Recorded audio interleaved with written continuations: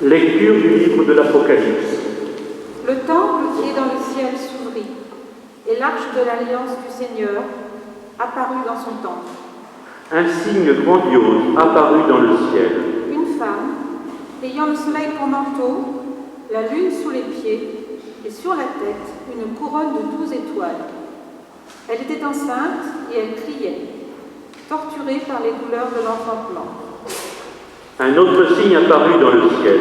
Un énorme dragon, rouge feu, avec 7 têtes et 10 cornes, et sur chaque tête un diadème. Sa queue balayait le tiers des étoiles du ciel et les précipita sur la terre. Le dragon se tenait devant la femme qui allait enfanter, afin de dévorer l'enfant dès sa naissance. Or, la femme mit au monde un fils. Un enfant mâle, celui qui sera le berger de toutes les nations, les menant avec un sceptre de fer. L'enfant fut enlevé auprès de Dieu et de son trône, et la femme s'enfuit au désert, où Dieu lui a préparé une place. Alors j'entendis dans le ciel une voix puissante qui disait : Voici maintenant le salut, la puissance et la royauté de notre Dieu.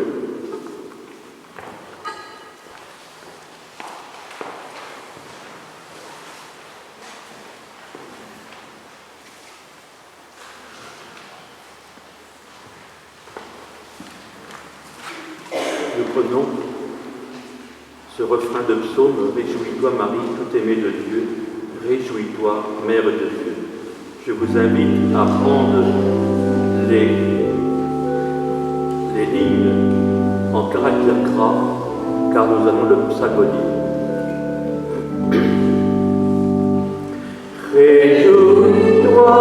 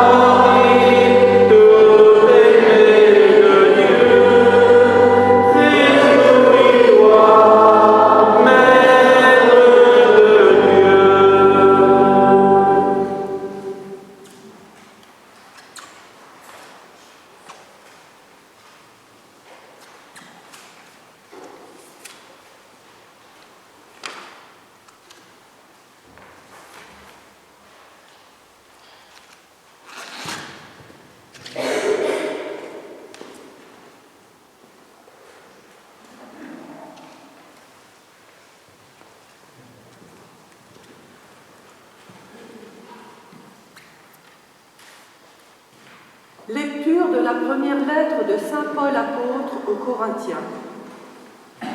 Frères, le Christ est ressuscité d'entre les morts, pour être parmi les morts le premier ressuscité. Car la mort étant venue par un homme, c'est par un homme aussi que vient la résurrection. En effet, c'est en Adam que meurent tous les hommes. C'est dans le Christ que tous revivront, mais chacun à son rang. En premier, le Christ, et ensuite ceux qui seront au Christ lorsqu'il reviendra. Alors, tout sera achevé, quand le Christ remettra son pouvoir royal à Dieu le Père, après avoir détruit toutes les puissances du mal. C'est lui, en effet, qui doit régner jusqu'au jour où il aura mis sous ses pieds tous ses ennemis. Et le dernier ennemi qu'il détruira, c'est la mort, car il a tout mis sous ses pieds. Parole du Seigneur. Nous rendons grâce à Dieu.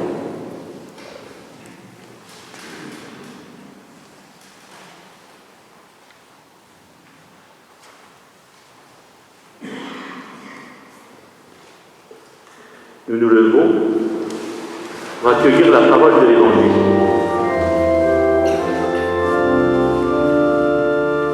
Alléluia, Alléluia, Alléluia, Alléluia, Alléluia,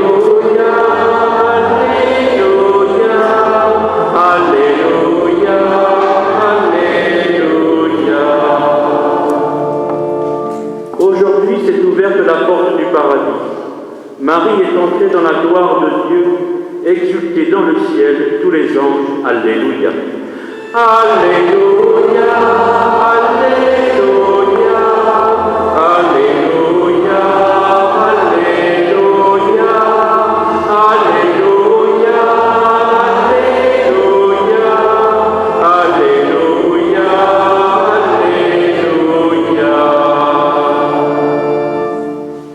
Le Seigneur soit avec vous. Et avec votre esprit. Évangile de Jésus-Christ selon saint Luc. Gloire à toi, Seigneur. En ce temps-là, Marie se mit en route rapidement vers une ville de la montagne de Judée. Elle entra dans la maison de Zacharie et salua Élisabeth. Or, quand Élisabeth entendit la salutation de Marie, l'enfant tressaillit en elle. Alors Élisabeth fut remplie de l'Esprit Saint et s'écria d'une voix forte, « Tu es bénie entre toutes les femmes, et le fruit de tes entrailles est béni. Comment ai-je ce bonheur que la mère de mon Seigneur vienne jusqu'à moi? Car lorsque j'ai entendu tes paroles de salutation, l'enfant tressaillit d'allégresse au-dedans de moi. Heureuse celle qui a cru à l'accomplissement des paroles qui lui furent dites de la part du Seigneur. » Marie dit alors, « Mon âme exalte le Seigneur. Mon esprit exulte en Dieu mon Sauveur. Il s'est penché sur son humble servante. Désormais tous les âges me diront bienheureuse. Le Puissant fit pour moi des merveilles, saint est son nom. Son amour s'étend d'âge en âge sur ceux qui le craignent. Déployant la force de son bras, il disperse les superbes. Il renverse les puissants de leur trône, il élève les humbles. Il comble de bien les affamés, renvoie les riches les mains vides. Il relève Israël, son serviteur. Il se souvient de son amour, de la promesse faite à nos pères en faveur d'Abraham et de sa race à jamais. » Marie demeura avec Élisabeth environ 3 mois, puis elle s'en retourna chez elle. Alléluia, Alléluia, Alléluia, Alléluia, Alléluia, Alléluia, Alléluia,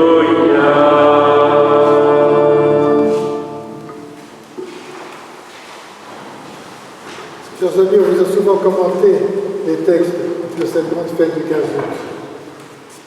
Je le rappelle très rapidement, mais voilà, dans l'Apocalypse, d'abord, vous avez entendu qu'il ne s'agit pas de Marie, c'est une femme. Et dans l'esprit de Saint Jean, c'est d'abord l'Église des premiers siècles. La couronne, c'est dans cette église qui est revêtue de soleil, puisqu'elle porte le Christ, illuminé, ressuscité. Et puis, couronnée d'étoiles, de 12 étoiles. Vous savez que le chiffre 12 est un chiffre de plénitude. La totalité du peuple de Dieu. Et puis la lune. La lune, c'est le symbole dans la Bible de la mort. Et comme pour le Christ, Marie a mis la lune sous ses pieds. Elle est ressuscitée, elle est dans la gloire, corps et âme. Et puis il y a le dragon. Le dragon, pour Saint Jean, c'est d'abord l'Empire romain, le persécuteur des chrétiens, vaincu.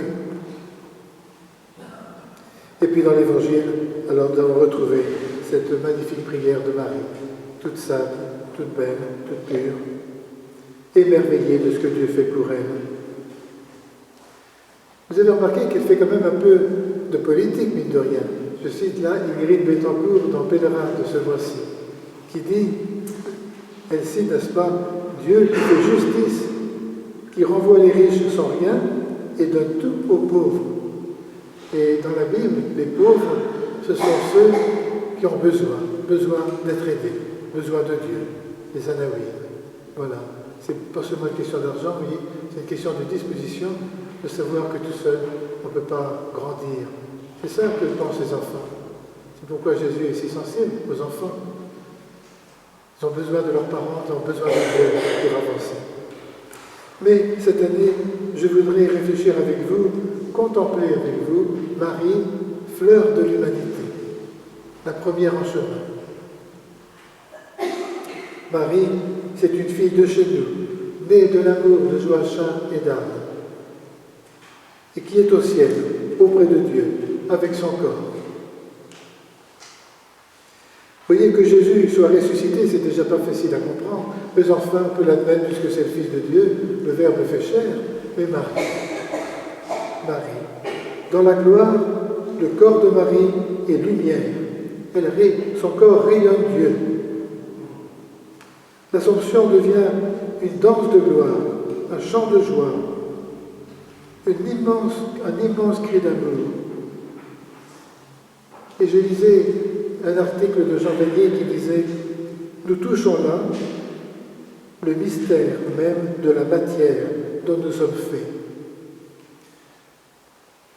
Alors nous avons dans notre esprit, ça traîne ça, encore l'idée que la matière, c'est souvent opposé à l'esprit, à l'intelligence. La matière, c'est ce qui est opaque, limité, fini. Nous serions des parents pauvres par rapport aux anges. Ça traîne dans nos esprits tout cela. Mais ce n'est pas du tout la vision chrétienne, ce n'est pas du tout la vision biblique.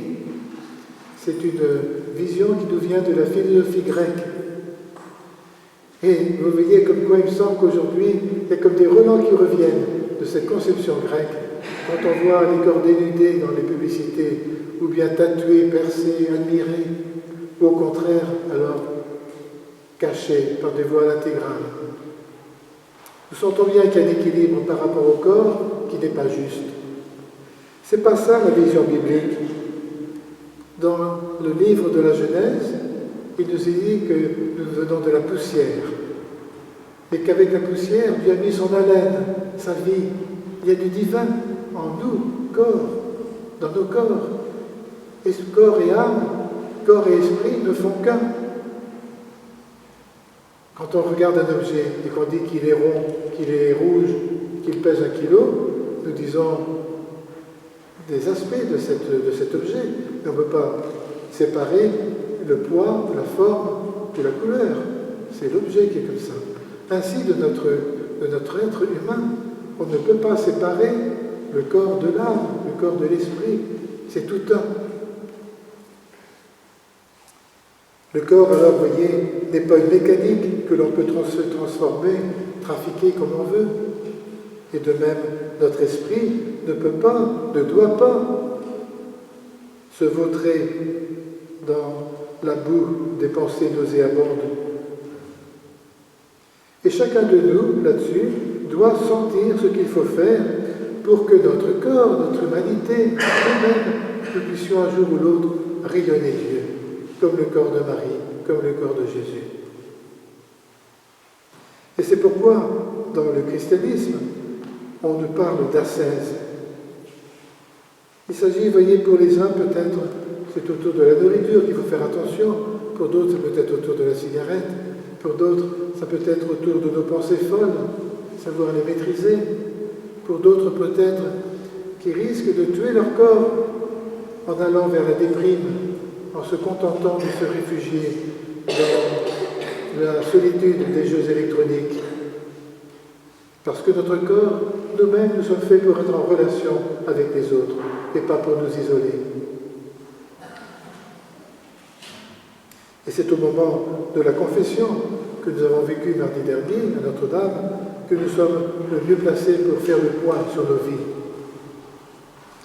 Voilà, dans la résurrection de Jésus, dans l'Assomption de Marie, le corps de Jésus, le corps de Marie rayonne de la gloire de Dieu. Ces corps ne sont plus en devenir, ils sont éternels, radieux de la splendeur de la gloire de Dieu. La fête de l'Assomption annonce la fête de notre corps à nous, qui un jour sera semblable au corps de Marie. C'est donc une fête de l'espérance, l'Assomption de Marie. Bien sûr, aujourd'hui, nous sommes dans un corps mortel, soumis à notre identité sexuée, soumis à la fatigue, soumis à la maladie, à la corruption. Et pourtant, nous croyons que nos corps ressusciteront et seront transformés dans la lumière de Dieu. Rayonnant cette lumière, en Dieu, ils seront source de vie et d'amour. C'est d'ailleurs une promesse que Jésus lui-même nous a faite et que nous trouvons au chapitre 6 de l'évangile de Saint Jean. Qui mange ma chair et boit mon sang a la vie éternelle, et moi, je le ressusciterai au dernier jour.